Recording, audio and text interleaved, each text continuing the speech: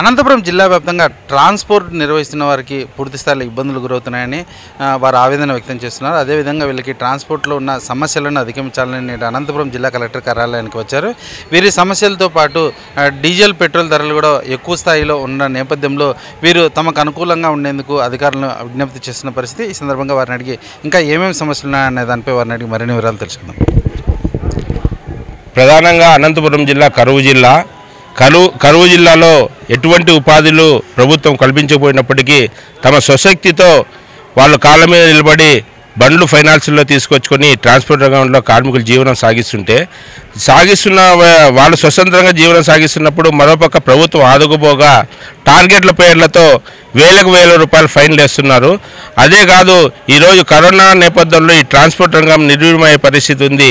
ఇలాంటి ప్రభుత్వాన్ని ఆదుకోకపోగా జగనన్న ప్రభుత్వం ఏమో ఒకవైపు నేను వాహనమిత్ర ద్వారా 10,000 ఇస్తున్నానని చెప్తున్నాడు, కానీ పోలీసుల ద్వారా టార్గెట్ రూపంలో వేల రూపాయలు ఫైన్ వేస్తున్నారు. కాబట్టి ప్రథమ డిమాండు ఈ ట్రాన్స్పోర్ట్ ఉన్న కార్మికులకు సంక్షేమ బోర్డు ఏర్పాటు చేయాలని, అలాగే పెట్రోల్ డీజిల్ గ్యాస్ సబ్సిడీకి 60 రూపాయలకి ఇవ్వాలని, ట్రాన్స్పోర్ట్ కార్మికులందరికీ ప్రమాద బీమా సౌకర్యం కల్పించాలని ఇది మా ప్రథమ డిమాండ్. కాబట్టి ప్రభుత్వానికి దృష్టికి తీసుకోవడానికి కలెక్టర్ ఆఫీసులో ధర్నా చేసి కలెక్టర్ ద్వారా పంపిస్తున్నాం. ఈరోజు చూస్తగిన పిటి కేసులు అంటూ ఆటో డ్రైవర్ల మీద అనేక భారాలు ఈ ప్రభుత్వం వేస్తున్నది. అయ్యా జగన్మోహన్ రెడ్డి గారు గతంలో చూస్తగిన కరోనాకు ముందు 67 రూపాయలు ఉన్న డీజిల్ ఈరోజు 100 రూపాయలకి చేరింది. డీజిల్ గ్యాస్ పెట్రోల్ ధరలు కూడా అధికంగా పెరిగిపోతూ ఉన్నాయి. నిరుద్యోగ సమస్య పెరుగుతున్నది. ఆటో డ్రైవర్లు ఆటో తోలుకున్నా కూడా ఈరోజు 200-300 రూపాయల కంటే ఎక్కువ సంపాదన లేని పరిస్థితి కనిపిస్తున్నది.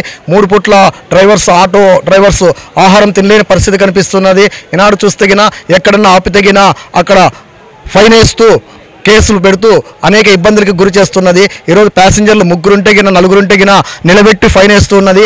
ఓవర్లోడ్ అంటూ ఆ ఓవర్లోడ్ ఆటో మీద ఏదైనా చిన్న బాక్స్ ఉన్నా కూడా ఓవర్లోడ్ అంటూ ఫైన్ వేస్తున్నది. ఈనాడు చూస్తే గిన ప్రభుత్వము నిర్లక్ష్యంగా డ్రైవర్ల పట్ల చూస్తూ అనేక సమస్యలకు గురి చేస్తూ ఈరోజు ముందుకు తీసుకొని పోతున్నది.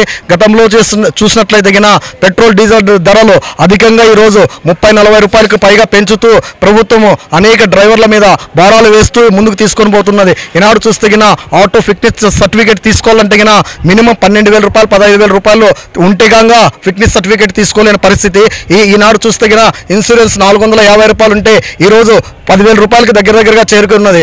ఈ ప్రభుత్వంలో అనేక భారాలు వేస్తూ డ్రైవర్లను ఇబ్బందికి గురి చేస్తూ ఇబ్బందులు పాలు చేస్తున్నది. ఇది గమనించాలి. అయ్యా రాష్ట్ర ప్రభుత్వంలో మీరందరూ రవాణా శాఖాన్ని కాపాడాలని, కరోనా సమయం నుండి అనేక ఇబ్బందులతో అనేక సమస్యలతో మేము పోరాడుతుంటే ఈనాడు అధికంగా ధరలు పెంచుతూ ఈనాడు ఇబ్బందులకు గురి చేసినట్లుగా మనం చూస్తున్నాం.